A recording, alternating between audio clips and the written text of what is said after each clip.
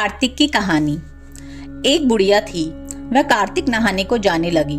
तब उसके बेटे ने अपनी पत्नी से कहा कि माँ के लिए 30 लड्डू बना दो और कुछ खाने का सामान भी बांध दो, ताकि पूजा पाठ करके माँ कुछ खा पी सके। तब बहू ने जल भूनकर 30 लड्डू बांध दिए और बुढ़िया कार्तिक नहाने के लिए चली गई। नदी किनारे कुटिया बनाकर रहने लगी। बुढ़िया रोज सुबह उठकर नहा धोकर पूजा पाठ करके जब लड्डू खाने बैठती, तब हनुमान जी बंदर बनके उसके सामने प्रकट होते। तब बुढ़िया खुश होकर बंदर को लड्डू खिला देती। इस प्रकार वह रोज आकर बुढ़िया के लड्डू खा जाता। कार्तिक महीना समाप्त होने पर हनुमान जी प्रकट हुए और बुढ़िया की कुटिया महल बन गई। उस महल में धन दौलत व अन्न के भंडार भर गए। बुढ़िया निरोगी हो गई और वह बहुत धूमधाम से अपने बेटे के पास धन दौलत लेकर गई।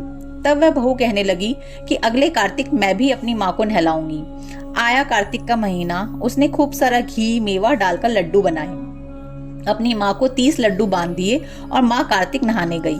रोज सुबह सुबह उठकर लड्डू खाने बैठ जाती। तब हनुमान जी बंदर बनके उसके सामने आते तो वह पत्थर मारकर कहती कि मेरा ही पेट नहीं भरा, तुम्हें कहां से दूं। इस प्रकार वह रोज सुबह सुबह खाने बैठ जाती थी। कार्तिक के समाप्त होने पर हनुमान जी प्रकट हुए और उसकी कुटिया कचरे के ढेर में बदल गई और बुढ़िया डूकर बन गई। उसकी बेटी अपनी पति से कहने लगी कि कार्तिक महीना समाप्त हो गया है, मेरी माँ को बैंड बाजे के साथ धूमधाम से लेकर आओ।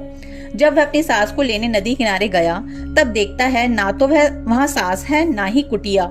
कुटिया की जगह कचरे का ढेर है।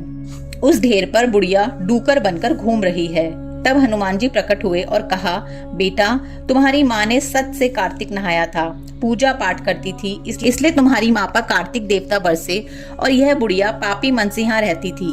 इसने कार्तिक महीने में बेटी के घर का अन्न खाया, इसलिए कार्तिक देवता इस पर रुष्ट हो गए और यह डूकर बन गई। कार्तिक देवता जैसे माँ पर बरसे वैसे सब पर बरसे। बोलो कार्तिक के महात्म्य की जय।